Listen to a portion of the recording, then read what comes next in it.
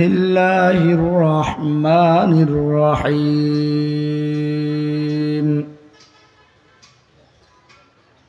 لقد كان لكم في رسول الله أسوة حسنة وقال رسول الله صلى الله عليه وسلم إذا تركتم الجهاد فسلط الله عليكم الذلة صدق الله تعالى وصدق رسوله النبي الأمي الكريم ونحن على ذلك لمن الشاهدين والشاكرين والحمد لله رب العالمين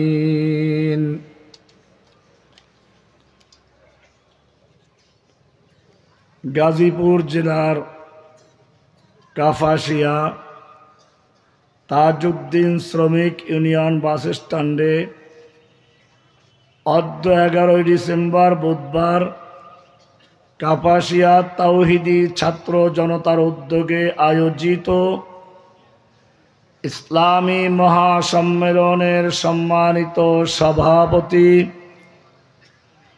আমার শ্রদ্ধেয় উস্তাদ,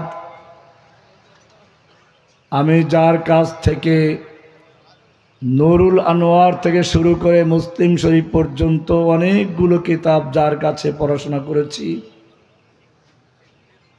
বাস্তবতা হচ্ছে এই, উস্তাদের সামনে বয়ান করতে সবকিছু এলোমেলো হয়ে যায়।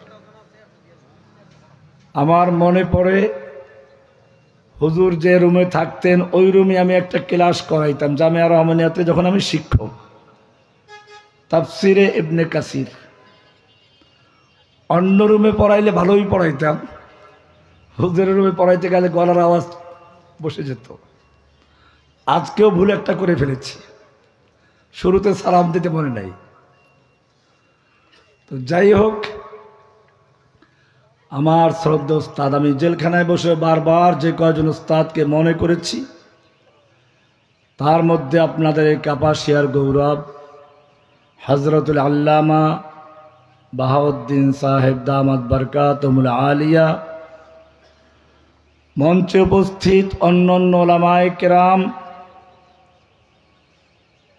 আমার সামনে উপস্থিত তাওহীদি জনতা, আজকে আমরা এই সম্মেলন করছি এমন একটি মুহূর্তে যখন সারা বিশ্বের ইহুদি, খ্রিস্টান, হিন্দু, বৌদ্ধ, নাস্তিক, মুরতাদ সব ঐক্যবদ্ধ হয়ে মাঠে নেমেছে পৃথিবীর মানচিত্র থেকে ইসলাম এবং মুসলিমদের নাম ও নিশানা মুছে ফেলার জন্য।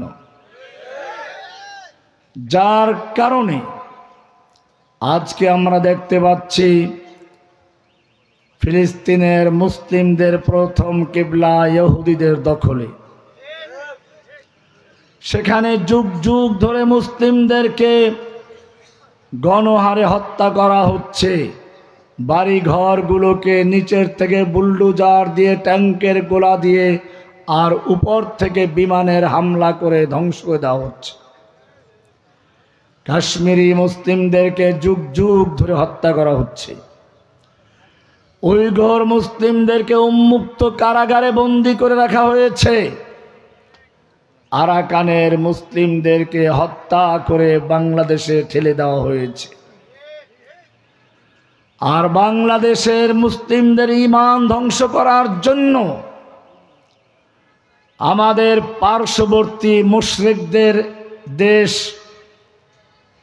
পৌত্তলিকদের দেশ, তারা একজন এদেশের লেডি ফেরাউনকে দীর্ঘ প্রশিক্ষণ দিয়ে বাংলাদেশে পাঠিয়েছিল ইসলামের নাম ও নিশানা মুছে ফেলার জন্য। যার কারণে এদেশের প্রথমে সাংস্কৃতিক আগ্রাসন চালানো হয় উদীচী, ছায়ানট সহ অনেকগুলো হিন্দু সংস্কৃতির সয়লাবের মাধ্যমে।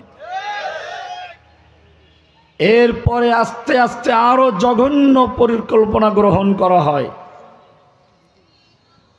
শিক্ষা সিলেবাসের ভিতরে মুসলিমদের ঐতিহ্য, মুসলিমদের বীরত্বকে বিলুপ্ত করে হিন্দুদের ঐতিহ্য ইতিহাসকে বড় আকারে দেখানো হচ্ছিল।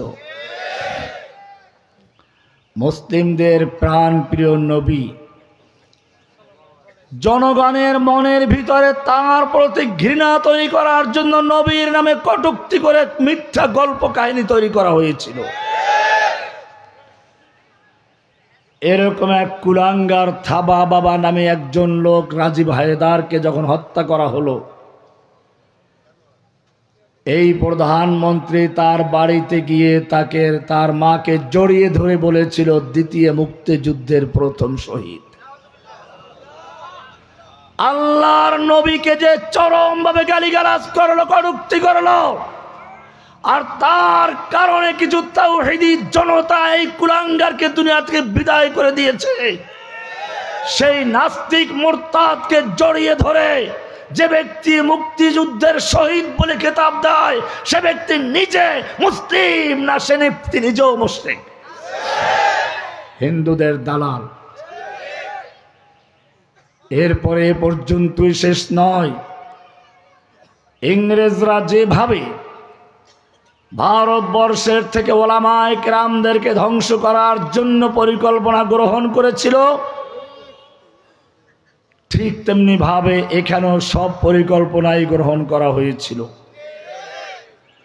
ভারতের ইতিহাস পড়বেন, ইংরেজরা যখন এই দেশ দখল করেছিল, এদেশের দালালদের কাছে তারা পত্র লিখেছিল, পরামর্শ চেয়েছিল, আমরা ভারতবর্ষ দখল করেছি, বলো আমাদের ক্ষমতা স্থায়ী হতে পারে কিভাবে। এদেশের দালালরা পরামর্শ দিল, তোমাদের শত্রু, একমাত্র শত্রু হচ্ছে মুসলিম জাতি। যতক্ষণ পর্যন্ত মুসলিম জাতি মাথা উঁচু করে দাঁড়াবে, অতদিন পর্যন্ত ইংরেজদের ক্ষমতা ভারতবর্ষে স্থায়ী হতে পারে না। এ কারণে শুরু হলো মুসলিম নিধন প্রকল্প। চাঁদনী চক থেকে খয়বর পর্যন্ত ট্রাঙ্ক রোডের দুই পাশের গাছগুলোর প্রত্যেকটা ডালে ডালে এক একজন আলেমকে ফাঁসিতে ঝুলিয়ে রাখা হয়েছিল। ওলামায়ে কেরামদেরকে শূকরের চামড়ার ভিতরে ঢুকিয়ে ঘোড়ার পায়ের সঙ্গে বেঁধে দিয়ে দৌড়ানো হয়েছে। ৩ লক্ষ কোরআনে কারিমকে দিল্লি শাহী মসজিদের সামনে একাত্র করে পুড়িয়ে দেওয়া হয়েছে। মসজিদগুলোকে ঘোড়ার আস্তাবল বানানো হয়েছিল, মাদ্রাসাগুলোকে পুড়িয়ে দেওয়া হয়েছিল। শুধু এ পর্যন্তই না, এই মসজিদ মাদ্রাসা চলার জন্য হাজার হাজার একর জমি ছিল, অক্ষ সম্পত্তি, তা বাতিল করে হিন্দু দাদাদেরকে জমিদারি দেওয়া হয়েছিল। ঠিক বাংলাদেশেও সেই একই রকমের পরিকল্পনা গ্রহণ করা হয়েছিল। এদেশের নাস্তিক মুরতাদ বামপন্থী রামপন্থীদের মা জননী, তাদের পরামর্শে ইংরেজদের মতো এদেশে প্রথম প্রকল্প ছিল আলেমদেরকে হত্যা করা। আর তার প্রথম শিকার হয়েছেন এদেশের কোরআনের তাফসীরের রূপকার। হতে পারে আমাদের ওলামাদের সঙ্গে জামাত ইসলামের বিভিন্ন দ্বিমত থাকতে পারে, কিন্তু মনে রাখবেন, আল্লামা সাঈদী সাহেবকে হাসিনা সরকার গ্রেফতার করেছিল আমাদের সেই দ্বিমতের কারণে নয়, বরং তাকে গ্রেফতার করেছিল ইসলামের একজন কণ্ঠস্বরকে ধ্বংস করার জন্য। তাকে যখন গ্রেফতার করে হজম করতে পারলো, তখন সাহস বেড়ে গেল। এরপরে শুরু হলো রহমানীকে জঙ্গি ট্যাগ লাগিয়ে গ্রেফতার করলো, আরো সাহস বেড়ে গেল। এদেশের শাইখুল হাদিস ইবনে শাইখুল হাদিস, আমাদের উস্তাদের ছাত্র, আমিও উস্তাদের ছাত্র, আল্লামা মামুনুল হক সাহেবকে কিভাবে জনগণের সামনে উপস্থাপন করে গ্রেফতার করেছিল, আপনারা জানেন। শুধু এ পর্যন্তই না, আরো কয়েক হাজার আলেমের তালিকা করেছিল দুর্নীতি দমন কমিশন দিয়ে গ্রেফতার করার জন্য। আমাকে তালিকাগুলো দেখানো হয়েছিল।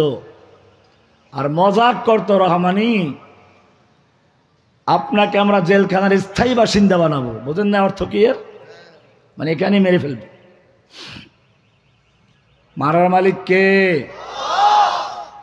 ফিরআউনের কতগুলো চরিত্র সূরা কসাসের শুরুতে পাবেন।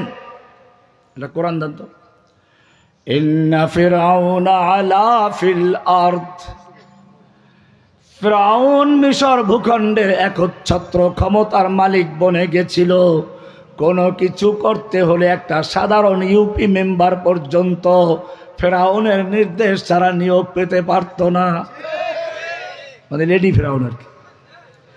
একটা ইউনিয়ন পরিষদের মেম্বার সদস্য পদ যদি সে পেতে চায়, তাহলে ওই লেডি ফিরআউনের নির্দেশ ছাড়া এটা পাওয়া সম্ভব ছিল না। ইন্না ফিরআউনা আলা ফিল আরদ। 2 নাম্বার চরিত্র হচ্ছে ওয়াজাআলা আহলাহা শিয়া। ফিরআউন তার দেশের জনগণকে বিভিন্ন দলে বিভক্ত করে এক দলকে আর এক দলের বিরুদ্ধে খেপিয়ে রাখত, পরস্পরে যুদ্ধ মারামারি লাগিয়ে রাখত। তোরা নিজেরা মারামারি কর, আমি রাষ্ট্র চালাই। এটা নতুন কোনো কৌশল না, ব্রিটিশরাও এই কৌশল অবলম্বন করেছে, ফিরআউন এই কৌশল অবলম্বন করেছে, আমাদের লেডি ফিরআউন সেই একই কৌশল অবলম্বন করেছে। ওয়াজাআলা আহলাহা শিয়া, কাউকে বানালো রাজাকার, তোমরা ভালো, ওটা রাজাকার। কাউকে বানালো জঙ্গি, ওরা জঙ্গি, তোমরা ভালো মানুষ। কাউকে বানালো ধর্ষক, কাউকে বানালো দুর্নীতিবাজ। মুমিনরা ভালো করে শুনে রাখো, যত চক্রান্তই করা হোক, ওয়া মাকারু ওয়া মাকারাল্লাহ ওয়াল্লাহু খায়রুল মাকিরিন। ওরা যতই চক্রান্ত করুক, সমস্ত চক্রান্ত মাকড়সার জালের মতো ছিন্ন করে দেওয়ার ক্ষমতা আছে কার? সমস্ত ক্ষমতার মালিক কে? একটু পরে আসতেছি, আমি ভূমিকা পেশ করছি। চক্রান্ত হলো, ইংরেজরা সব কিছু করলো, তারপরেও কি ইংরেজ বিরোধী আন্দোলন বন্ধ হয়ে গিয়েছিল না ছড়িয়ে পড়েছিল? যে আলেমদেরকে রাজাকার বলে তুচ্ছ-তাচ্ছিল্য করা হয়েছিল, সেই ছাত্ররা যখন ইউনিভার্সিটি থেকে মেসেজ বের করছে, মিছিল বের হচ্ছে, আমি কে রাজাকার, তুমি কে রাজাকার, কে বলেছে স্বৈরাচার স্বৈরাচার, তখনই বুঝতে হবে আল্লাহ রাব্বুল আলামিন উলামায়ে কেরামদেরকে যে সে রাজাকার বলেছিল, তার জবাব দেওয়ার জন্য এই পন্থা অবলম্বন করেছেন। উলামায়ে কেরামদের তাফসীর মাহফিল বন্ধ করে দেওয়া হচ্ছিল, মসজিদের মেহরাবের খতিবের সামনে থেকে মাইক কেড়ে নেওয়া হয়েছিল। আল্লাহ রাব্বুল আলামিন তার জবাব দিয়েছেন। পালাবার আগে একটা বক্তব্য রেকর্ড করার জন্য সেনাবাহিনীর কাছে আবেদন করেছিল। আল্লাহ বলেন, তুই আমার আলেমদের কণ্ঠরোধ করেছিস, তুই আমার কোরআনের মাহফিল বন্ধ করেছিলে, তুই আমার আলেমদের মসজিদে বসে বয়ান করতে বন্ধ করেছিলে, তোকে আমি দেখিয়ে দিচ্ছি তোর এখন বয়ান করার ক্ষমতা নাই, তোর পালা, কোথায় পালাবি?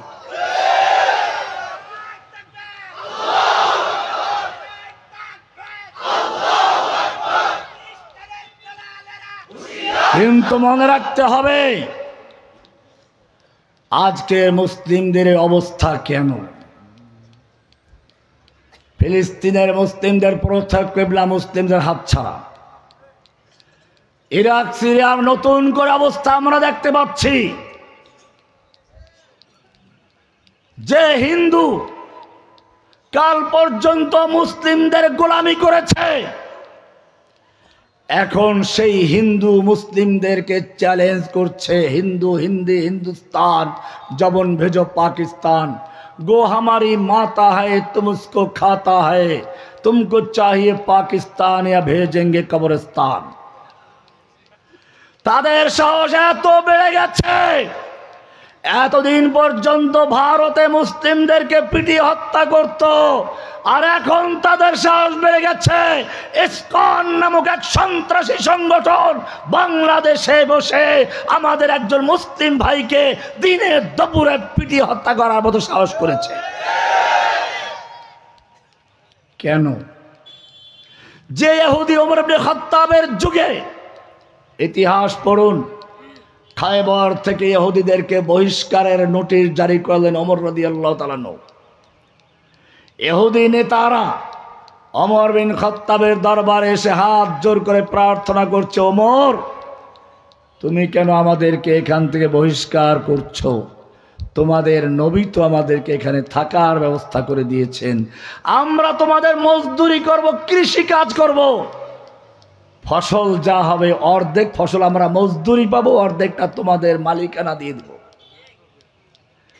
যে ইহুদি মুসলিমদের কৃষি কাজ করার জন্য, মজদুরি করার জন্য, শ্রমিকের কাজ করার জন্য কর জোরে প্রার্থনা করছিল, সেই ইহুদি আজ মুসলিমদের বুকের উপরে গুলি চালাচ্ছে। কেন? আমার উস্তাদ সামনে কথা বলতে আমার কেমন লাগছে? হাদিস পরিষ্কার আছে, আল্লাহর নবী পরিষ্কার বলেছেন, ইউশিকু আইয়াতাদাল উমাম।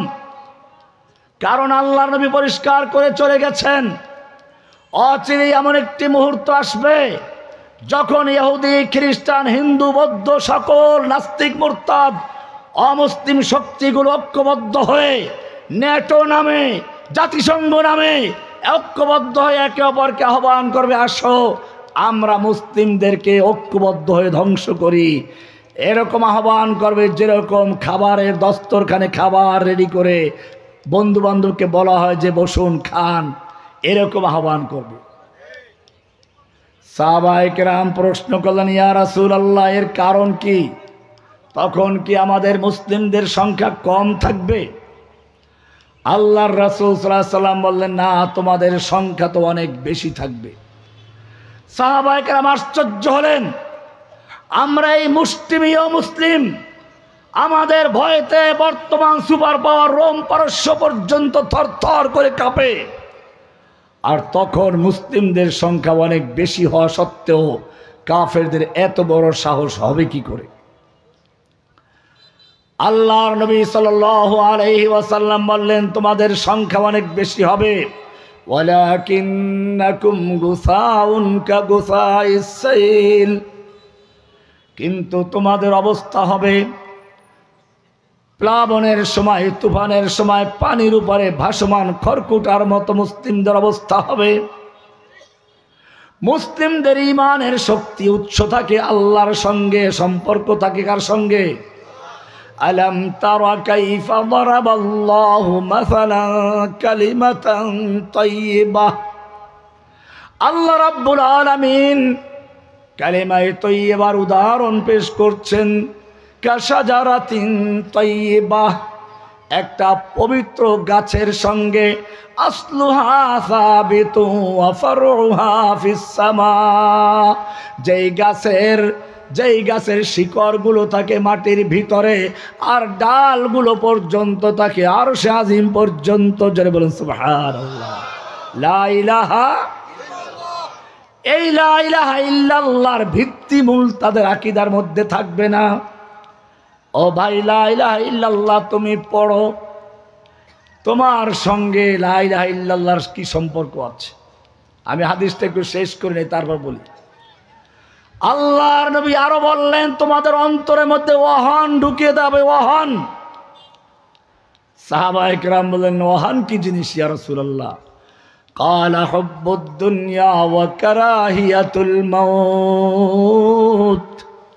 হুব্বুদ দুনিয়া, এক নাম্বার হচ্ছে দুনিয়ার ভালোবাসা। আমার বাড়ি, আমার গাড়ি, আমার নারী, আমার সব কিছু যদি চলে যায় তাহলে কি হবে রে? এই চিন্তায় আল্লাহর দিনের পথে কেউ যুদ্ধ করতে নামবে না। ওয়া কারাহিয়াতুল মাউত, মৃত্যুকে ভয় করবে। কি সুন্দর দলিল পেশ করবে, আমি যদি মরে যাই আমার মাদ্রাসার কি হবে? ইসলাম টিকিয়ে রাখবে কে? মসজিদ টিকিয়ে রাখবে কে? কি যেন বড় ঠিকাদারি নিয়েছে। আল্লাহর নবী বদরের যুদ্ধে যখন এসেছিলেন তখন চিন্তা করেন না এই 313 জন লোক মারা গেলে কি হবে, ইসলামের নবী মরে গেলে কি হবে, আবু বকর ওমর ওসমানরা মরে গেলে কি হবে। আল্লাহর নবী হুদায়বিয়া পর্যন্ত উমরা করার জন্য এসেছেন, গায়ে ইহরামের কাপড় পরা, মক্কায় প্রবেশ করবেন। মদিনার থেকে আনসার মুহাজির সহ 1400 সাহাবী সঙ্গে আছে। মক্কার হুদায়বিয়া পর্যন্ত আসার পরে বাধা প্রাপ্ত হলো, মক্কার লোকেরা বলল ঢুকতে দেওয়া হবে না। আল্লাহর নবী ওসমানকে পাঠালেন, যা ওসমান মক্কার লোকদেরকে গিয়ে বুঝাও আমরা উমরা করতে এসেছি, যুদ্ধ করতে আসি নাই। ওসমানকে কেন পাঠালেন জানেন? ওসমান জাহিলি যুগেও মক্কার সবচেয়ে জনপ্রিয় ব্যক্তি ছিলেন। শুধু জনপ্রিয় নয়, এত জনপ্রিয় ছিল আরবের মেয়ে লোকেরা বাচ্চাকে ঘুম পড়াবার জন্য লড়ি দিত এই ওসমানকে দিয়ে। উহিব্বুকা ওয়ার রহমান হুব্বা কুরাইশিন ওসমান, উহিব্বুকা ওয়ার রহমান হুব্বা কুরাইশিন ওসমান। ও ওসমান, ও আমার বাচ্চা, ও আমার আদরের সন্তান, আমি তোমাকে ভালোবাসি, ওই রকম ভালোবাসি যেরকম আরবের লোকেরা ওসমান রাদিয়াল্লাহু তাআলা আনহুকে ভালোবাসে। ওসমান রাদিয়াল্লাহু তাআলা আনহুকে আল্লাহর নবী মক্কায় পাঠালেন, যাও মক্কার লোকদেরকে বুঝাও আমি উমরা করতে এসেছি, যুদ্ধ করতে আসি নাই। ওসমান মক্কায় চলে গেলেন। দুশমনরা চিন্তা করলো এই তো মোক্ষম সুযোগ। মুহাম্মদ সাল্লাল্লাহু আলাইহি সাল্লাম নিজে, তার সঙ্গে তার আনসার মুহাজির কিরম সাহাবীগুলো সঙ্গে আছে, এই লোকগুলো যদি মেরে ফেলতে পারি তাহলে তো আর ইসলাম নিয়ে আমাদের ভাবনা লাগবে না, বাপ দাদার ধর্ম নিয়ে আর কেউ চ্যালেঞ্জ করতে পারবে না। সুযোগ বাড়ির কাছে এসে গেছে। তবে ভয় তো আছে, কাফেরদের কলিজায় ভয় আছে কিনা? তখন ভয় ছিল, এখন নাই কেন? এইটাই আমরা আলোচনা করবো ইনশাআল্লাহ। মক্কার লোকদের মধ্যে ভয়ও ছিল, সেই জন্য তারা একটু খবর ছড়িয়ে দিল ওসমানকে হত্যা করা হয়েছে। দেখি প্রতিক্রিয়া কি হয়। কঠিন প্রতিক্রিয়া হলে আর যুদ্ধের দিকে যাব না, আর যদি ভয় পেয়ে যায় তাহলে এইবারই যুদ্ধ করে শেষ করে দেওয়া। আল্লাহর নবীর তাবুতে যখন খবর পৌঁছে গেল ওসমানকে হত্যা করা হয়েছে, আল্লাহর নবীর প্রতিক্রিয়া দেখো, শিক্ষা গ্রহণ করো। আল্লাহ তোমার নবীকে আদর্শ রূপে ঘোষণা করেছেন, লাকাদ কানা লাকুম ফি রাসূলিল্লাহি উসওয়াতুন হাসানা, তোমাদের জন্য রাসূলের মধ্যে রয়েছে উত্তম আদর্শ। সে আদর্শ কি ভালো করে লক্ষ্য করুন। আল্লাহর নবী যখন খবর পেলেন ওসমানকে হত্যা করা হয়েছে, নিজের তাঁবুর থেকে বের হয়ে আসলেন, জোরে ডাক দিলেন, ইয়া আসহাবাশ শাজারা, ওহে গাছের নিচে অবস্থানকারী সাহাবীরা বেরিয়ে আসো, আমার কাছে খবর এসেছে আমার ওসমানকে হত্যা করা হয়েছে, আমার দূতকে হত্যা করা হয়েছে, বার্তাবাহককে হত্যা করা হয়েছে।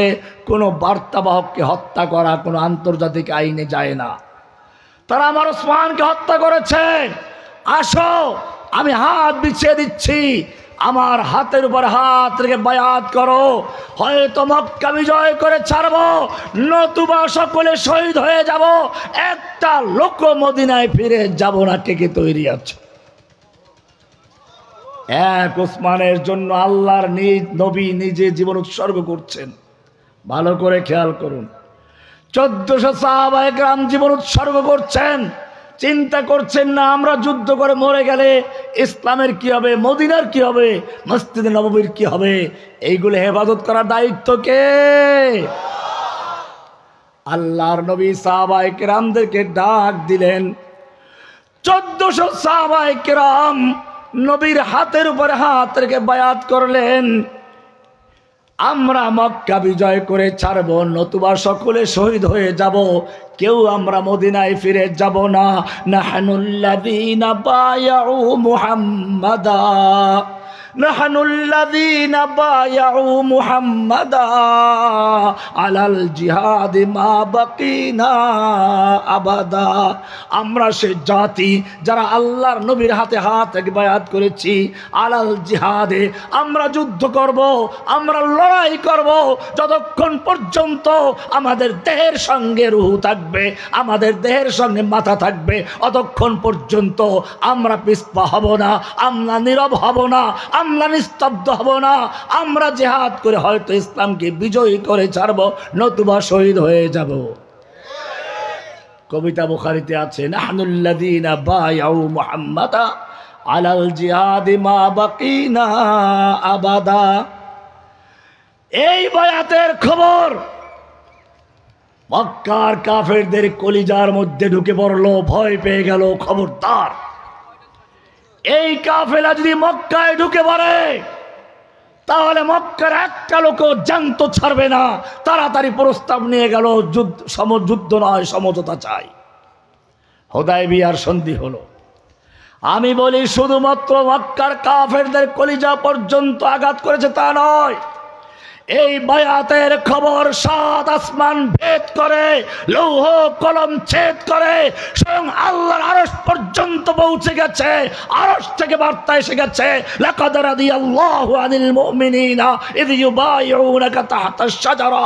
আল্লাহ তাআলা মুমিনদের প্রতি সন্তুষ্ট হয়েছেন, রাজি হয়েছেন, খুশি হয়েছেন যখন আপনার হাতে হাত রেখে বায়াত করেছে গাছের নিচে বসে। সূরা ফাতার 10 নম্বর আয়াত। এরপরে পর্যন্তই ক্ষান্ত হন নাই। আল্লাহ তাআলা আরেকটু সামনে গিয়ে 18 নম্বরে বলছেন, ইন্নাল্লাযীনা ইউবাইউনাকা, হে নবী, ওই গাছের নিচে বসে যারা আপনার হাতে হাত রেখে বায়াত করেছিল, যারা আপনার হাতে হাত রেখে বলেছিল ইম্মা শরিয়া ওয়া ইম্মা শাহাদা, হয়তো বিজয় নয়তো শহীদ, যারা বায়াত করেছিল আপনার হাতে হাত রেখে, তারা আপনার হাতে হাত রেখে বায়াত করে নাই। ইন্নামা ইউবাইউনাল্লাহ, তারা সরাসরি আল্লাহর হাতে বায়াত করেছেন। কার হাতে বায়াত করেছেন? ইয়াদুল্লাহি ফাওকা আইদিহিম, তাদের হাতের উপরে স্বয়ং আল্লাহর হাত ছিল। সুবহানাল্লাহ। আজকেও কাফেরদেরকে বুঝতে হবে, যদি বাংলাদেশের জনগণ ঐক্যবদ্ধ হয়ে একজন আমিরুল মুমিনের হাতে হাতে বায়াত করে, যতক্ষণ পর্যন্ত বাংলাদেশের প্রত্যেকটা ইসকন সদস্যের বিচার না হবে, অতক্ষণ পর্যন্ত আমরা মাঠ ছাড়ব না। ইনশাআল্লাহ বাংলাদেশে কোন ইসকন সদস্যের অস্তিত্ব খুঁজে পাওয়া যাবে না। ওদের নেত্রী যেরকম পালিয়েছে, ওরাও পালিয়ে দিল্লিতে গিয়ে লাভ দিয়ে আশ্রয় নেবে, ঠিক কিনা? কিন্তু শর্ত হচ্ছে একটাই, খুশি করতে হবে কাকে? খুশি করতে হবে কাকে? আজকে মুসলিমরা ওদেরকে খুশি করার জন্য মন্দির পাহারা দেয়। খুশি করতে পেরেছ? ওয়ালান তারদা আনকাল ইয়াহুদু ওয়ালান নাসারা হাত্তা তাত্তাবিআ মিল্লাতাহুম। আল্লাহ রাব্বুল আলামিন বলছেন, তুমি ইহুদি, খ্রিস্টান এবং হিন্দু পৌত্তলিক যত অমুসলিমরা রয়েছে, যতই খুশি করতে চাও খুশি করতে পারবে না। হাত্তা তাত্তাবিআ মিল্লাতাহুম, যতক্ষণ না তুমি সম্পূর্ণ রূপে ওদের ধর্ম গ্রহণ করবে। কোরআন আরো পরিষ্কার করে দিয়েছে, ইয়া আইয়ুহাল্লাযীনা আমানু লা তাত্তাখিযুল ইয়াহুদা ওয়ান নাসারা আউলিয়া, তোমরা ইহুদি খ্রিস্টানদেরকে বন্ধু বানাইও না। ওয়া মাইয়াতাওয়াল্লাহুম মিনকুম, তোমাদের থেকে যে কেউ ওদেরকে বন্ধু বানাবে, ওদের সঙ্গে বন্ধুত্ব স্থাপন করবে, ফাইন্নাহু মিনহুম, সে ওদেরই একজন। কে বলেছেন? মুখস্থ করুন, ওয়া মাইয়াতাওয়াল্লাহুম মিনকুম ফাইন্নাহু মিনহুম। বলুন একটা মুখস্থ, ওয়া মাইয়াতাওয়াল্লাহুম মিনকুম, বলুন ফাইন্নাহু মিনহুম। তোমাদের যে কেউ ওদেরকে বন্ধু বানাবে সে ওদেরই একজন। وَمَن يَتَوَلَّهُم مِّنكُمْ فَإِنَّهُ مِنْهُمْ। আল্লাহ রাব্বুল আলামিন সূরা মুমতাহানার 4 নম্বর আয়াত আরো সুন্দর করে বলেছেন, قَدْ كَانَتْ لَكُمْ أُسْوَةٌ حَسَنَةٌ فِي إِبْرَاهِيمَ وَالَّذِينَ مَعَهُ। ইব্রাহিমের মধ্যে এবং তার সঙ্গীদের মধ্যে তোমাদের জন্য রয়েছে উত্তম আদর্শ। ইয ক্বালু লিকাওমিহিম, যখন তারা তাদের মূর্তি পূজক জাতির সামনে দাঁড়িয়ে বলেছিল ইন্না বুরাউ মিনকুম, তারা তাদের মূর্তি পাহারা দিতে যায় নাই, মূর্তির সঙ্গে আপোষ করতেও যায় নাই, ওই মূর্তি পূজকদেরকে পরিষ্কার জানিয়ে দিয়েছিল ইন্না বুরাউ মিনকুম, আমরা তোমাদের থেকে বারা করছি, সম্পর্ক ছিন্ন করছি। কাফারনা ওয়া বাদা বাইনানা ওয়া বাইনাকুমুল আদাওয়াতু ওয়াল বাগদাউ আবাদা। কাফারনা বিকুম, আমরা তোমাদেরকে মানি না।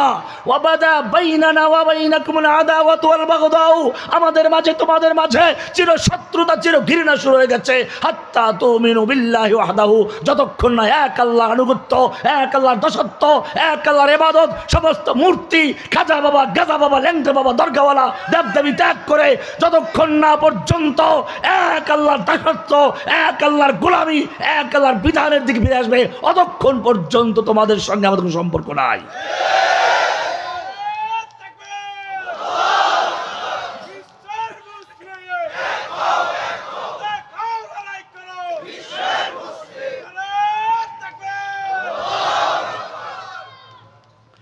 ভাইয়েরা আমার, ওমর বিন খাত্তাব রাদিয়াল্লাহু তাআলা আনহু খলিফাতুল মুসলিমিন, প্রধান সেনাপতি খালিদ বিন ওলীদ, অপরদিকে পারস্যের সেপাসালার রস্তমের সঙ্গে যুদ্ধ হবে। রস্তম 3 লক্ষ সৈন্য নিয়ে মাঠে অবতীর্ণ হয়েছে, মুসলিম সেনাপতি খালেদের মাত্র কয়েক হাজার। তারপরও কাফেরদের মধ্যে ভয় আছে। রাতের বেলায় গোয়েন্দা পাঠালো, যাও মুসলিমদের তাঁবুতে খবর নাও কি অবস্থা, মুসলিমরা কি অবস্থায় আছে, ওদের সংখ্যা কত, ওদের অস্ত্র কত, ওদের প্রস্তুতি কেমন। রাতের বেলায় গোয়েন্দারা গিয়ে দেখলো, মাশাআল্লাহ, শেষ রাতে মুসলিমরা কি করে, আল্লাযীনা ইয়াযকুরুনাল্লাহা কিয়ামান ওয়া কুউদান ওয়া আলা জুনুবিহিম, যারা দাঁড়ানো অবস্থায়, রুকু অবস্থায়, সেজদা অবস্থায়, বসা অবস্থায়, শুয়ে থাকা অবস্থায়, দাঁড়ানো অবস্থায়, সর্বাবস্থায় ইবাদত করে কার, জিকির করে কার, কান্নাকাটি করে কার কাছে, সব কান্নাকাটি করছে। গোয়েন্দারা দেখলো, মাশাআল্লাহ, এই তো মুসলমানরা যুদ্ধ করবে কি, আমাদের ভয়তে রাত ভর কান্নাকাটি করে বালিশ ভিজিয়ে দিয়েছে। গোয়েন্দারা রস্তমকে বলল, মুসলিমদের সঙ্গে আমাদের যুদ্ধ করার দরকারই হবে না, ওরা ভয় পেয়ে গেছে, সব কাঁদতেছে। রস্তম চিন্তা করলো, আচ্ছা ঠিক আছে। তারপরে 1 লাখ সৈন্য নিয়ে নামলো, 2 লাখ রিজার্ভে রাখলো। যুদ্ধের ময়দানে যখন যুদ্ধ শুরু হয়ে গেল, যেই মুসলিম সৈন্যদের ব্যাপারে তাদের রিপোর্ট ছিল তারা ভয়ে ক্রন্দন করছে, যুদ্ধ শুরু হয়ে গেলে দেখা গেল এক একজন মর্দে মুজাহিদ, এক একজন মুসলিম সৈন্য ওদের হাজার হাজার কাফেরকে লাশের স্তূপ করে দিচ্ছে। যেদিকে ঢুকে যাচ্ছে কাতার ফাঁকা হয়ে যাচ্ছে। রস্তম বলল, যুদ্ধ থামাও। এবারে আবার সেই ভোর রাতে বহুদর্শী, বহু বিচক্ষণ, বহু অভিজ্ঞতা সম্পন্ন গোয়েন্দাদেরকে পাঠানো হলো। আজকেও গোয়েন্দারা গিয়ে দেখলো, ঠিকই কান্নাকাটি তো করে আজকেও, রিপোর্ট তো সঠিক, তাহলে বিষয়টা কি বুঝতে হবে। এইবারে তারা ভাষা বোঝার চেষ্টা করলো। তারা এবারে উপলব্ধি করলো, কান্নাকাটি করছে আমাদের ভয়তে নয়, বরং আমাদের মারার জন্য। তারা কান্নাকাটি করে বলছে, রব্বানা যালামনা আনফুসানা রব্বানা ওয়াজআলনা ওয়ালিয়া ওয়াজআলনা নাসীরা। ও রব্বুল আলামিন, পৃথিবীর চতুর্দিক থেকে মজলুমানদের ফরিয়াদ তোমার কোরআনে বলেছো, ওয়ামা লাকুম লা তুকাতিলুনা ফি সাবিলিল্লাহ, তুমি আমাদেরকে আহ্বান জানিয়েছো, তোমাদের কি হলো, তোমরা আল্লাহর রাস্তায় যুদ্ধ করছো না। ওয়াল মুস্তাদাফিনা মিনার রিজালি ওয়ান নিসা, অথচ অসহায় নারী পুরুষরা ফরিয়াদ করে বলছে, রব্বানা আখরিজনা মিন হাযিহিল ক্বরিয়াতিজ যালিমি আহলুহা, ও রব্বুল আলামিন আমাদেরকে তুমি জালিমদের অধ্যুষিত জনপদ থেকে বাঁচাও, ফিলিস্তিনের জালিমদের ইহুদিদের হাত থেকে বাঁচাও, কাশ্মীরে হিন্দুদের হাত থেকে বাঁচাও, তুমি আমাদেরকে আরাকানে বৌদ্ধদের হাত থেকে বাঁচাও, আমাদেরকে জালিমদের হাত থেকে বাঁচাও।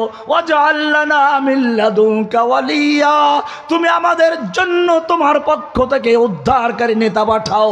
ওয়াজআল লানা মিন লাদুনকা নাসীরা, আমাদের জন্য তোমার পক্ষ থেকে সাহায্যকারী পাঠাও, যে নেতৃত্ব দিয়ে আমাদেরকে মুক্ত করবে।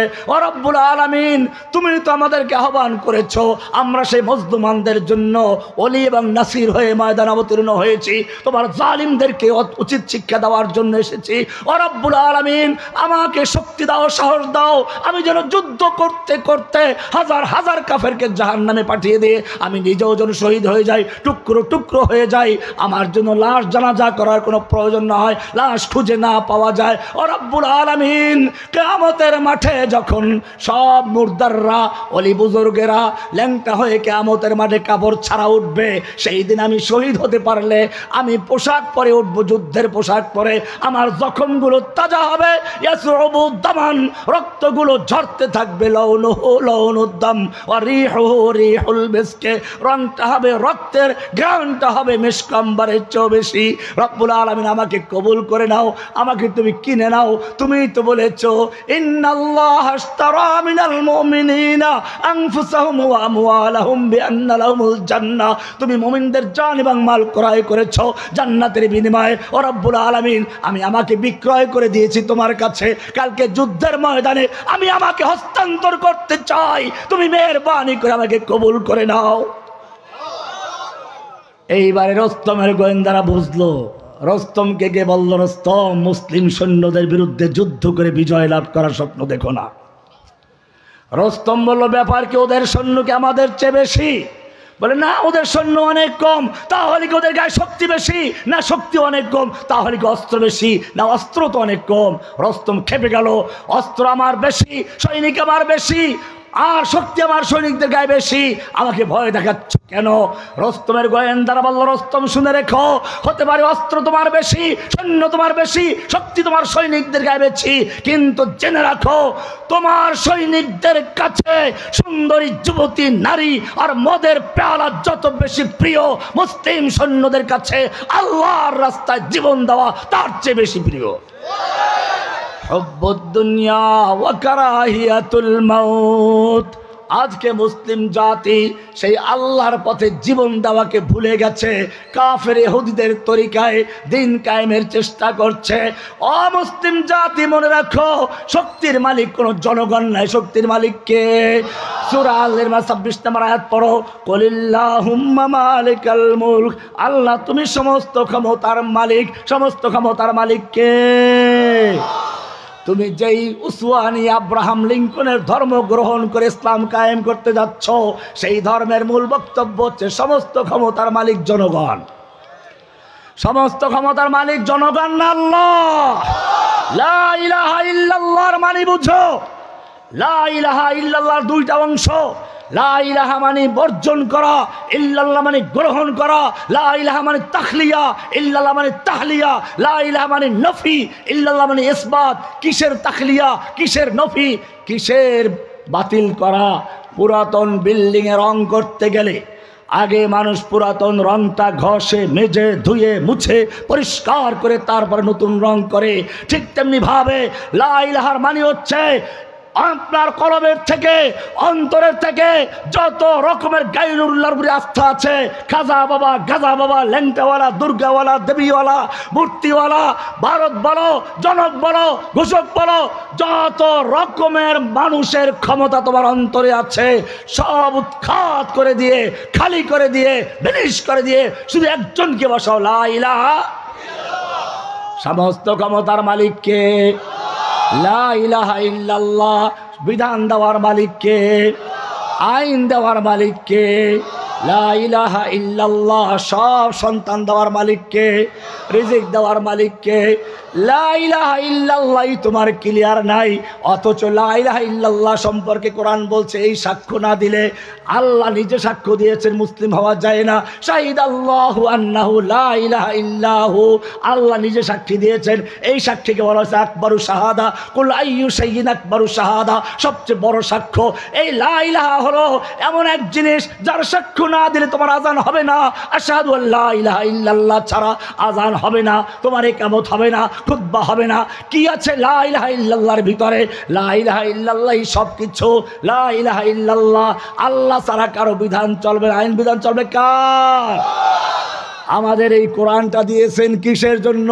শুধুমাত্র ধুই ধুই খাওয়ার জন্য?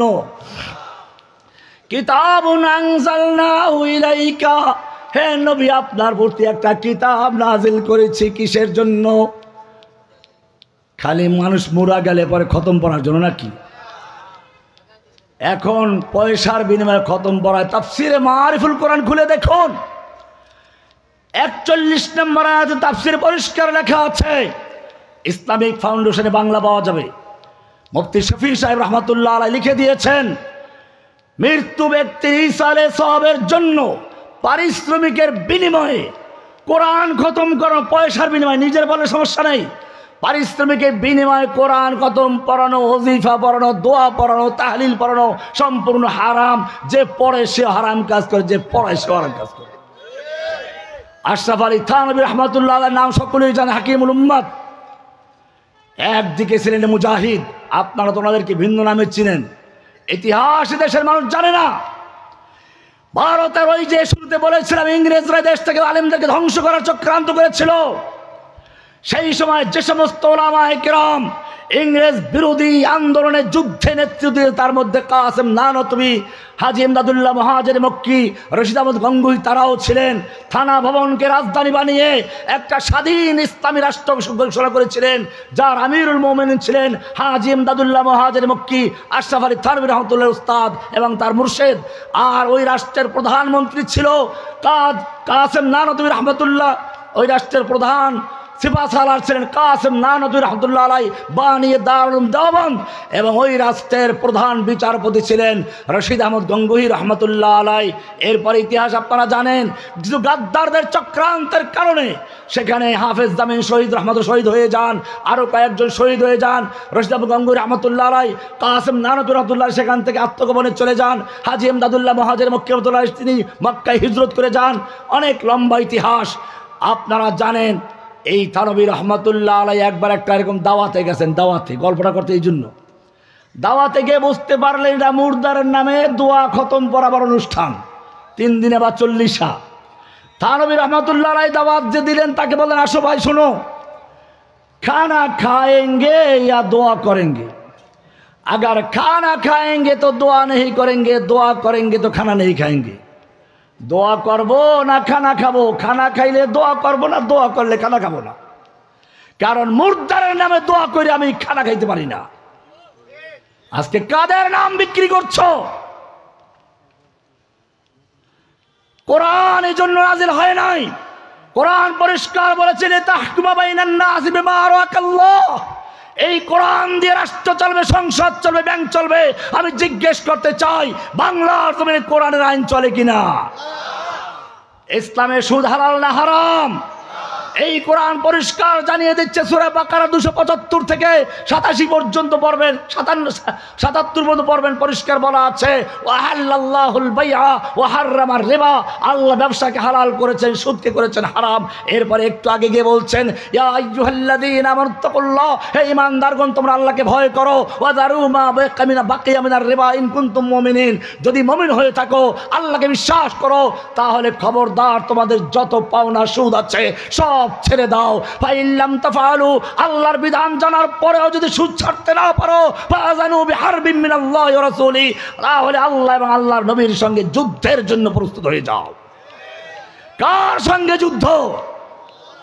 আজকে ব্যাংকগুলোতে আল্লাহর বিরুদ্ধে যুদ্ধ করে সব ইসলামের মুসলিমদের দেশে সব ব্যাংকগুলো কোরআন বিরোধী সুদের দ্বারা পরিচালিত হচ্ছে। কোরআন বলছে আলা লাহুল খালকু ওয়াল আমর, সৃষ্টি যার, আইন চলবে কেবল তার। সংসদে আদালতে আল্লাহর আইন আছে? আল্লাহর আইন না মানলে সে মুমিন থাকে? আল্লাহর আইন দিয়ে বিচার ফয়সালা না করলে মুমিন থাকে না। কোরআন পরিষ্কার বলে ওয়ামান লাম ইয়াহকুম বিমা আনজালাল্লাহু ফাউলাইকা হুমুল কাফিরুন ফাউলাইকা হুমুজ জালিমুন ফাউলাইকা হুমুল ফাসিকুন। যারা আল্লাহর নাযিলকৃত বিধান দিয়ে বিচার ফয়সালা করে না তারাই কাফের, তারাই জালেম, তারাই ফাসিক। এরপরে আল্লাহ তাআলা বলছেন ফালা ওয়া রাব্বিকা লা ইউমিনুনা হাত্তা ইউহাক্কিমুকা ফীমা শাজারা বাইনাহুম। হে নবী শুনে রাখুন, আপনি ওই লোকদেরকে জানিয়ে দিন, বাংলার তৌহিদি জনতাকে জানিয়ে দিন যারা দাবি করে মুসলিম, না ওরা মুমিন হতে পারে না যতক্ষণ না তাদের মামলা মোকদ্দমার ক্ষেত্রে আপনার কাছে বিচার ফয়সালার জন্য না আসবে। এরপরে মানে কোরআনের কাছে, হাদিসের কাছে বিচার ফয়সালা চলবে। এরপরে সেই বিচারের ব্যাপারে কোনো সংশয় থাকবে না, দ্বিধাদ্বন্দ্ব থাকবে না। ওয়ুসাল্লিমু তাসলিমা, সম্পূর্ণরূপে মেনে নিতে হবে। এটা না মানা পর্যন্ত মুসলিম হতে পারে না। আল্লাহ তাআলা আরো ধিক্কার দিয়ে বলছেন আলাম তারা ইলাল্লাযীনা ইয়াজউমুনা আন্নাহুম আমানু বিমা উনজিলা ইলাইকা ওয়া উনজিলা মিন ক্বাবলিক। আপনি কি দেখেন না ওই সমস্ত লোকদেরকে যারা দাবি করছে, বাংলাদেশের 14 কোটি 18 কোটি মুসলমান দাবি করছে আমরা কোরআন মানি, হাদিস মানি, আইনের বেলায় কিচ্ছু মানি না। আল্লাহ বলছেন পরিষ্কার করে আলাম তারা ইলাল্লাযীনা ইয়াজউমুন, হে নবী আপনি কি ওই সমস্ত লোকদেরকে দেখতে পাচ্ছেন না যারা দাবি করে আন্নাহুম আমানু বিমা উনজিলা ইলাইকা ওয়া মা উনজিলা মিন ক্বাবলিকা, আপনার প্রতি নাযিলকৃত কিতাব কোরআনের প্রতি ঈমান রাখে, বিশ্বাস রাখে, আপনার আগে নাযিল হওয়া কিতাবের প্রতি ঈমান রাখে, বিশ্বাস রাখে, কিন্তু বিচার ফয়সালার ক্ষেত্রে মানে না। ওয়া ইউরিদুনা আন ইয়াতাহাকামু ইলাত তাগুত, তারা তাগুতের কাছে বিচার ফয়সালা নিয়ে যেতে চায়। ওয়া ইউরিদুশ শাইতানু আন ইয়াকাদ উমিরু আন ইয়াকফুরু বি, তাদেরকে আদেশ করা হয়েছিল এই তাগুতি আইনকে প্রত্যাখ্যান করার জন্য, বর্জন করার জন্য। ওয়ায়ুরিদুশ শাইতানু আন ইউদিল্লাহুম দালালাম বাঈদা। লা ইলাহার মানে হচ্ছে সমস্ত ক্ষমতার মালিক কে? কুলিল্লাহুম্মা মালিকাল মুলক, হে আল্লাহ তুমি সমস্ত ক্ষমতার মালিক। ক্ষমতার মালিক কে? তুতিল মুলকা মান তাশাউ, তুমি যাকে ইচ্ছা ক্ষমতা দান করো। ক্ষমতা দেওয়ার মালিককে। ওয়া তানজিউল মুলকা মিম্মান তাশাউ, আর তুমি যার থেকে ইচ্ছা করো ক্ষমতা ছিনিয়ে নাও। শুধু ক্ষমতা ছিনিয়ে নাও না, রান্না করা খাবার পর্যন্ত খেতে দাও না, একটু বক্তব্য পর্যন্ত রেকর্ড করতে দাও না। ওয়া তানজিউল মুলকা মিম্মান তাশাউ, তুমি যাকে ইচ্ছা করো তার থেকে ক্ষমতা ছিনিয়ে নাও। ক্ষমতা ছিনিয়ে নেওয়ার মালিককে। অতুইজ্জু মান তাশাউ, ইজ্জত দেওয়ার মালিককে। ওরা আমাদেরকে দুনিয়ার মাঝে সারা দুনিয়াব্যাপী অপমান করার জন্য, জঙ্গি প্রচার করার জন্য হাতে হ্যান্ডকাপ লাগাতো, মাথায় হেলমেট পরাতো, গায়ে বুলেট প্রুফ জ্যাকেট পরাতো, পায়ে বেরি লাগিয়ে আমাদেরকে যুগ যুগ বছরকে বছর রাখা হয়েছে। আর দুনিয়ার সামনে তারা প্রচার করেছে এরা জঙ্গি, জঙ্গি লিডার, লাদেন ছোটা, লাদেন নিকাল গিয়া। দেখেন নাই কত অপপ্রচার চালিয়েছে আমাদের বিরুদ্ধে। কিন্তু আমি বলতে চাই ওদের এত অপমান করা সত্ত্বেও জনগণ যখন আমাদের সুযোগ পেয়েছে হাত মিলাবার চেষ্টা করেছে, পারলে 500 টাকা পকেটে ঢুকিয়ে দিয়েছে। কিন্তু আমাদেরকে যারা অপমান করতে চেয়েছিল তাদেরকেও এখন যখন হেলমেট পরাইয়ে উঠায়, বুলেট পরে জ্যাকেট পরে উঠায়, তাদেরকে জনগণ পারলে টাকা পয়সা দেওয়া নয়, মুসাফা করা নয়, পচা ডিম দিয়ে তাদেরকে স্বাগত জানায়, পচা জুতা দিয়ে তাদেরকে স্বাগত জানায়। তারা পালাতে গিয়ে জঙ্গলে গিয়ে কলা পাতা বিছিয়ে শুয়ে থাকে, দাড়ি কামিয়ে সনাতনী হয়ে পালাবার চেষ্টা করে। অতুইজ্জু মান তাশাউ, ইজ্জত দেওয়ার মালিককে। অতুজিল্লু মান তাশাউ, অপমান করার মালিককে। সব ক্ষমতার মালিককে, আইন বিধান দেওয়ার মালিককে। লা ইলাহা, এইটার নাম তাওহীদের নাম কি? এইটা ছাড়া যত যা করো সব 0 0 0। একজনে গাজীপুর থেকে ঢাকা পর্যন্ত 0 লেখে ভরিয়ে ফেলেছে, কোনো মূল্য আছে? এবারে একটা 1 লেখো, একটা শূন্য লাগাও ডানে, কত হয়ে গেছে? আর এক শূন্য, আর এক শূন্য, আর এক শূন্য। এইবারে যত শূন্য লাগাও তত একের মূল্য বাড়বে। ঠিক তোমার যদি তাওহীদ ক্লিয়ার থাকে, লা ইলাহা, আল্লাহ ছাড়া আমি কাউকে মানি না, আল্লাহ ছাড়া কারো আইন মানি না, ব্যক্তি জীবনে না, পারিবারিক জীবনে না, সামাজিক জীবনে না, আন্তর্জাতিক জীবনে না, আদালতে না, সংসদে না, ব্যাংকে না, সব জায়গায় হুকুম চলবে কার? এইরকম যদি মানতে পারো তাহলে তুমি মুসলিম, মানতে না পারলে তুমি 8 নাম্বার মুসলিম, 6 নাম্বার মুসলিম। 8 নাম্বার বোঝেন নাই? সূরা বাকারার 8 নাম্বার আয়াতে বলা আছে, ওয়ামিনান নাসি মান ইয়াকুলু আমান্না বিল্লাহি ওয়া বিল ইয়াউমিল আখির ওয়া মা হুম বিমুমিনিন। মানুষের মধ্যে একদল মানুষ আছে এরকম যারা বলে আমরা ঈমান এনেছি আল্লাহর প্রতি, পরকালের প্রতি। আল্লাহ বলেন ওয়া মা হুম বিমুমিনিন, ওরা মুমিন নয়, ওরা মুনাফিক। সূরা বাকারা 8 নাম্বার, এটা 8 নাম্বার মুসলিম। এরপরে সূরা ইউসুফের 108 নাম্বার, 106 নাম্বার, ওখানে আল্লাহ তাআলা বলছেন ওয়া মা ইউমিনু আকসারুহুম বিল্লাহি ইল্লা ওয়া হুম মুশরিকুন। বেশিরভাগ লোক ইমানদার, যারা ইমানের দাবি করে, যারা ইমানের দাবি করে তাদের মধ্যে বেশিরভাগ লোক ইমান আনে শিরক যুক্ত অবস্থায়। সেই শিরক যুক্ত মুমিনগুলো কারা? একটু ভালো করে চিন্তা করো। আল্লাহ বলেছেন কুল হাদি সাবিলি আদউ ইলাল্লাহ। আমি কর্মসূচি দিচ্ছি, ভালো করে বুঝে রাখো। কুল হাদি সাবিলি আদউ ইলাল্লাহ, বলো এটা আমার রাস্তা, আমি আল্লাহর দিকে আহ্বান করব। আহ্বান করব কার দিকে? না কোনো দলের দিকে, না কোনো ব্যক্তি পূজার দিকে। আহ্বান করব কার দিকে? জেলখানায় আমার রুমের সামনে বাংলায় লিখে রেখেছিলাম, ব্যক্তি ও দল ক্ষণস্থায়ী, ইসলাম চিরস্থায়ী। তুমি যদি নিজেকে উৎসর্গ করতে চাও ইসলামের জন্য উৎসর্গ করো, কোনো ব্যক্তি বা দলের জন্য নয়। এরপরে আল্লাহ বলছেন হাদি সাবিলি আদউ ইলাল্লাহ আলা বাসীরা, জেনে বুঝে। বাসীরা মানে কি? এটা ভালো করে মুখস্থ করো। বাসীরা মানে হচ্ছে 4টা জিনিসের সমন্বয়। 1 নাম্বার, তুমি যেই কাজটা করছো এটা কোরআন হাদিস অনুযায়ী, আল্লাহর নবীর জীবন অনুযায়ী, সাহাবীদের জীবন অনুযায়ী মিলিয়ে দেখো সঠিক আছে কিনা। বাসীরা প্রথম হলো সঠিক কিনা। সঠিক হলো এবারে ওইটা করার জন্য তুমি যে পদ্ধতি করছো এটা আল্লাহর রসুলের পদ্ধতি কিনা। জিহাদ সঠিক একটা পদ্ধতি, আল্লাহ নবী জিহাদ করেছেন। আল্লাহ নবী জিহাদ করেন নাই? আপনিও জিহাদ করতে গেলেন, আল্লাহর নবীর পদ্ধতি দেখুন। মক্কায় থাকা অবস্থায় তাওহীদের দাওয়াত দেওয়া শুরু করেছেন। আবু বকর ওমর ওসমানের মতো লোক সঙ্গে আছে। রাতের বেলায় কয়েকটা মূর্তি ভাঙতে পারতেন না? ভেঙেছিলেন। কেন ভাঙেন নাই? এই কয়টা মূর্তি ভেঙে আমার লাভ নেই, আবার বানাবে। তার যেমন এক তাওহীদের বিপ্লব তৈরি করতে হবে, জাগরণ তৈরি করতে হবে, যেন ওই লোকদের অন্তরের ভিতরে মূর্তির ঘৃণা তৈরি হয়ে যায় এবং তারা নিজেরাই মূর্তির গলায় রশি লাগিয়ে কেরেন দিয়ে টেনে ভেঙে চুরমার করে দেয়। বোঝেন নাই? আল্লাহ তো দেখাই দেন আপনাদের সামনে। আল্লাহ নবীর তরিকা এটাই নবীর তরিকা। তাওহীদের ব্যাপক দাওয়াত দিতে হবে।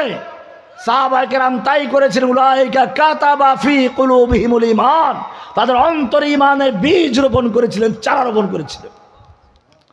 শুধু চারা রোপণ করলেই চলবে না, আগাছা পরগাছা আসে যাতে করে এগুলো ওয়াজাইয়্যানাহু ফি কুলুবিকুম, আগাছা পরগাছা বাছাই করতে হবে। বেরিবাদ দিতে হবে, কাররাহা ইলাইকুমুল কুফরা ওয়াল ফুসুকা ওয়াল ইসয়ান।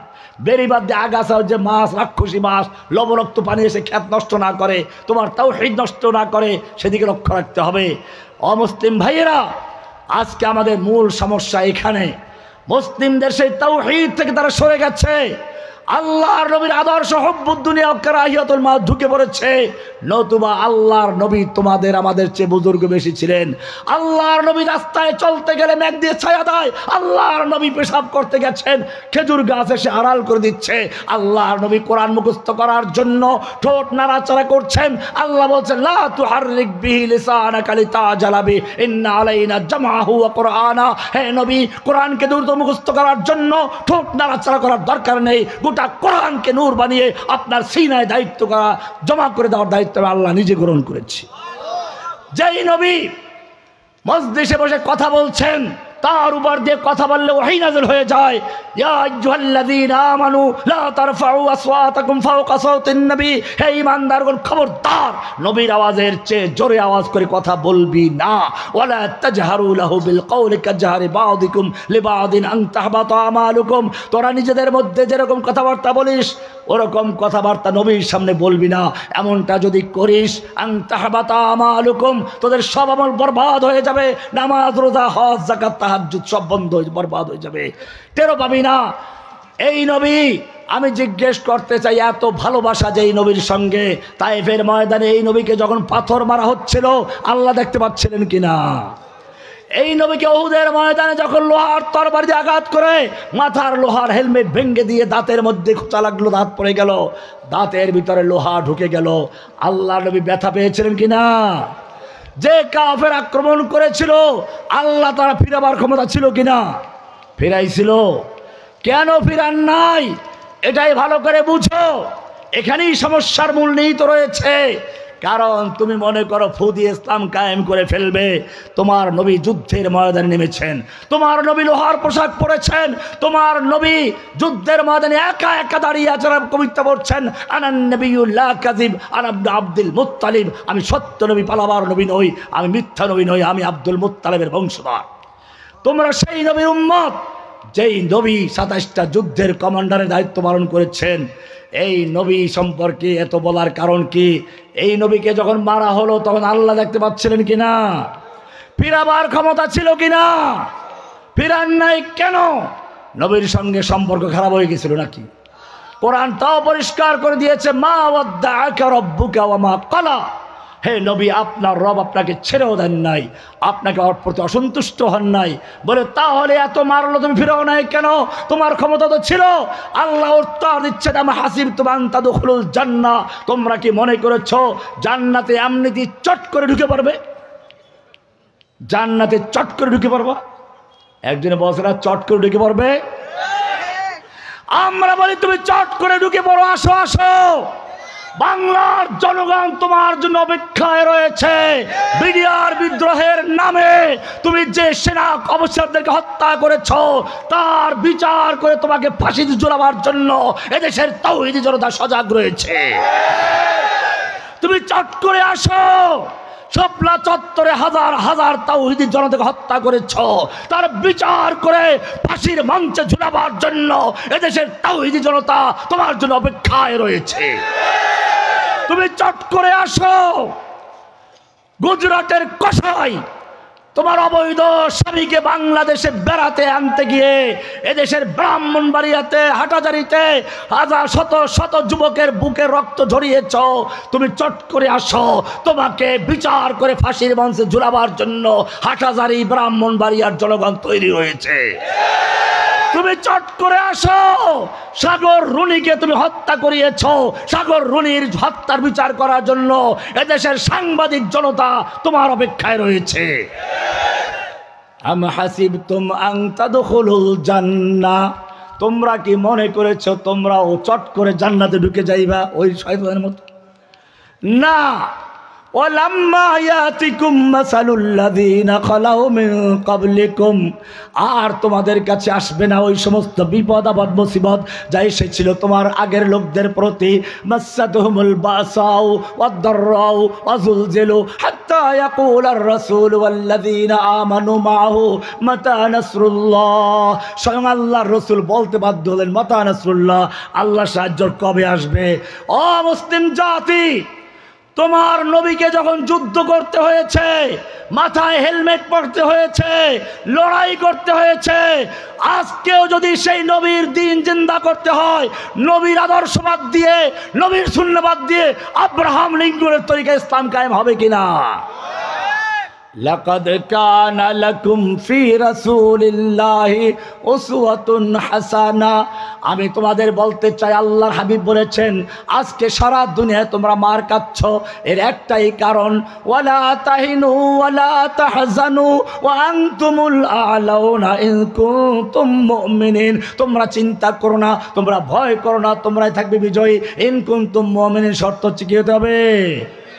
ইদা তারাকতুমুল জিহাদ ফাসাল্লাতাল্লাহু আলাইকুমুজ জিল্লাহ, তোমরা আল্লাহর পথে জিহাদ করাকে ভুলে গেছো, ছেড়ে দিয়েছো, আল্লাহ তোমাদেরকে পদে পদে লাঞ্ছিত করছেন। সুতরাং ওঠো যুবক, ফির তুঝে একবার করনি হে জাহা কি রাহবরি, উঠ খুদা কে নাম লেকর ফির আলম বরদারেবান।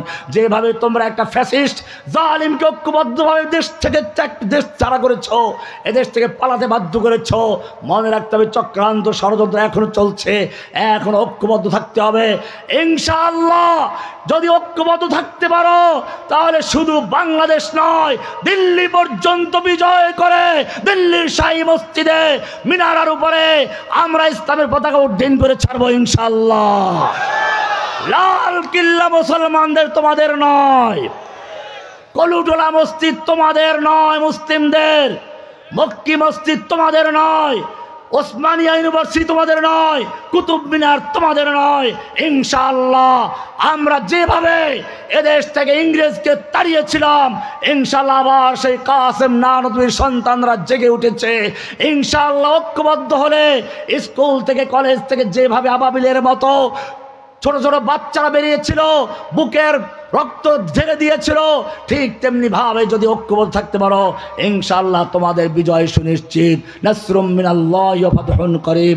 और तौहीद की अमानत सीनों में हमारा आशा नहीं।